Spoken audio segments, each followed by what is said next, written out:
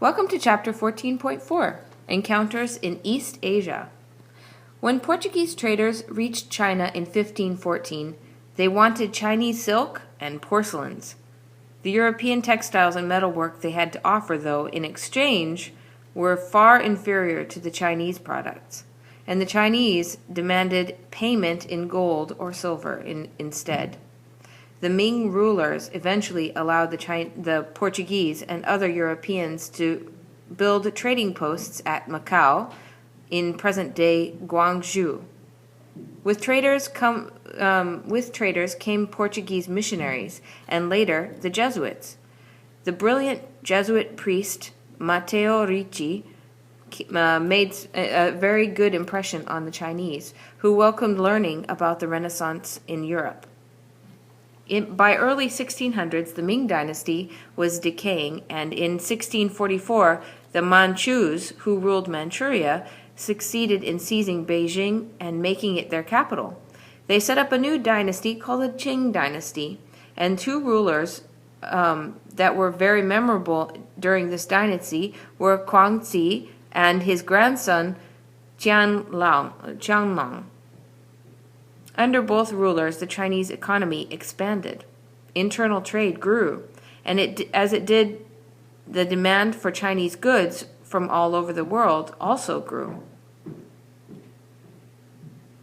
The Qing maintained the Ming policy of restricting foreign trade. In 1793, Lord Macartney led British diplomatic mission to China, but this attempt to negotiate for expanded trade failed. And like China, Korea also restricted contact with the outside world. In the 1590s, the Japanese invasion devastated Korea, and then in 1636, the Manchus conquered Korea. In response, the Koreans chose isolation, excluding all foreigners, except for a few Chinese and a few Japanese. Korea became known to the West as the Hermit Kingdom, and the Japanese at first began to welcome Westerners. Trade arrived in Japan at a very turbulent time when warrior lords were struggling for power. The warrior lords quickly adopted Western firearms. Jesuit priests started to convert many Japanese to the Christian faith.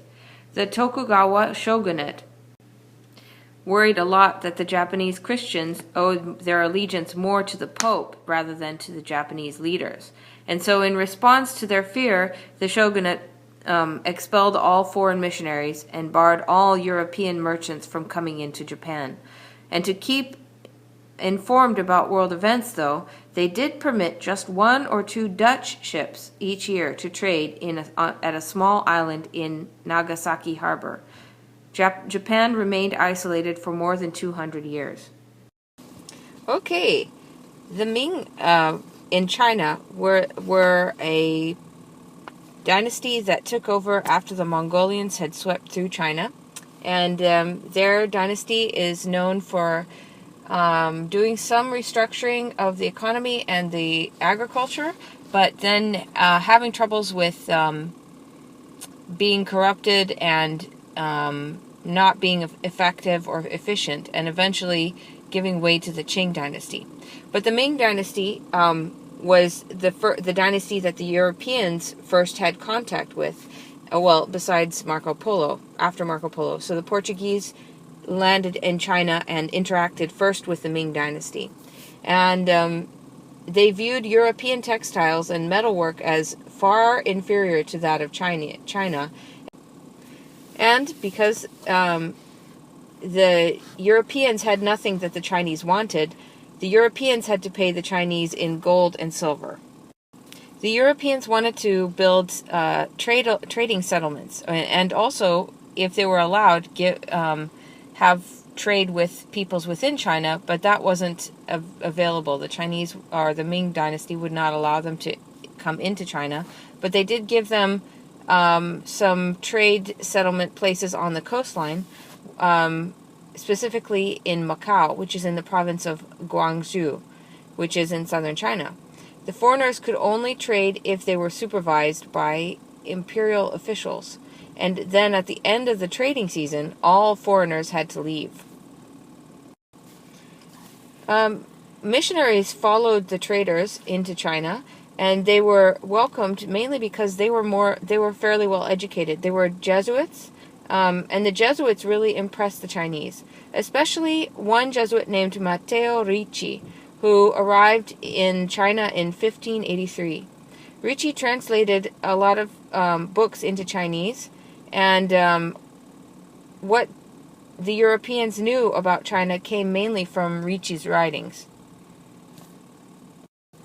But the Ming Dynasty was eventually overcome by a new dynasty called the Qing Dynasty. In 1644, Manchu forces took over Beijing and made it their capital. The Qing Dynasty, the name that the Manchus adopted, means pure, and they ruled until 1912. In the height of their rule, in the 1700s, this empire covered most of Asia, including China, Manchuria, Mongolia, Tibet, and it even experienced tribute from Burma, Nepal, Laos, and even Korea. China had the largest population on Earth, and it was one of the most wealthy ones as well. So how did 1 million Manchus govern 350 million Chinese? The Qing Dynasty actually basically retained the structure of the Ming Dynasty with its Confucius government. The emperor governed with the mandate of heaven, which means that he was a successful ruler, and the bureaucracies that had been set up by the Ming Dynasty continued. The imperial household was run by a central bureaucracy that was administered by the emperor, and most of the positions in the empire were assigned based on someone's performance in civil service examinations. So these were basically guys who had skills that were ruling. So it ended up being very good for China to have such a well-developed bureaucracy. The Manchus maintained their privileged status in society by wearing distinctive clothes and by not practicing foot binding and maintaining their own language and alphabet. They also were forbidden to intermarry with the other Chinese, with other Chinese tribes or cultures, and they required all Chinese males to wear their hair in a pigtail as a sign of subservience. So the long queue that the Chinese men in caricature are seen to wear was actually a sign of shame. In 1793, there was a British diplomat named Lord Macartney, and he wanted to develop trading relationship with China, and so he came to visit the Emperor Kang Long.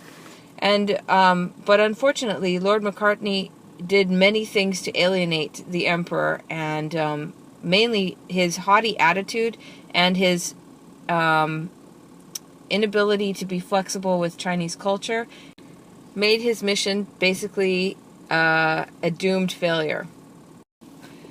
Emperor Konglong's attitude of anti-Europeanness seemed to be justified because China's accomplishments were many. Under the Qin dynasty, China grew to be prosperous, and new crops such as potatoes and corn from the newly discovered North and South America gave the population a lot more food, and so the population almost doubled in during that dynasty's time. They were also producing huge amounts of silk and cotton and porcelain at much better quality than Europe, and their internal trade made Chinese goods, trading with the outside world seemed to be kind of irrelevant. So, but then in the 1800s, China began to experience heavy losses because of their inability to be flexible with the outside world. Western technology had surpassed Chinese technology. In the 1300s and 1400s, Korean traders had contact from Japan and even all the way into the Mediterranean. But Korea was invaded by Japan in 1592, and then again in 1597. And then there was famine and disease, and the population was decimated, and this drove Korea to begin to close off its boundaries or its borders to other peoples and other nations. Korea drove off the Japanese in 1598, but China invaded Korea in 1636, and it was unable to push China out. And so these invasions led Korea to adopt an isolationist policy. It cut off its contact with the outside world, and there were even some shipwrecked European sailors who were captured and treated like spies, and they were jailed for many years. Despite this isolation, however, Korean literature and art continued to flourish. The Manchus allowed the Koreans a lot of self-rule, but they had to pay tribute, and they also had to acknowledge China's supremacy. Unlike China or Korea, Japan at first welcomed foreigners. The Portuguese were the first to arrive, and they arrived in 1543. They were followed quickly after that by the British, the Dutch, and the Spanish. And it was a time of great disorder in Japan at that point. The daimyo were struggling for power when the Europeans arrived. And the Western firearms seemed to be the salvation of the Tokugawa shogunate, who was trying to centralize power in Japan.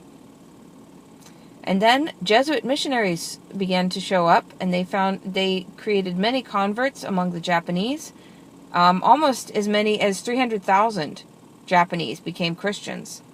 The Tokugawa shogunate began to worry that these Christians were loyal to the Pope rather than to their own government. And so the missionaries were expelled from Japan, and the Japanese Christians were persecuted, and many of them were killed. In 1638, the European traders were also banished from Japan. Japan became highly isolationist for the next 200 years, and even building large ships was forbidden in Japan. The only way they kept contact with the rest of the world was that they allowed 1 or 2 Dutch ships to come each year to trade on the small island of Nagasaki in what is now the Tokyo harbor. This is the only contact that was allowed from Japan to the rest of the world. But during this time of isolation, the Japanese culture and the internal trade in Japan flourished. There were cities that grew, and these included Edo, which is now Tokyo, and that was as big as London or Paris.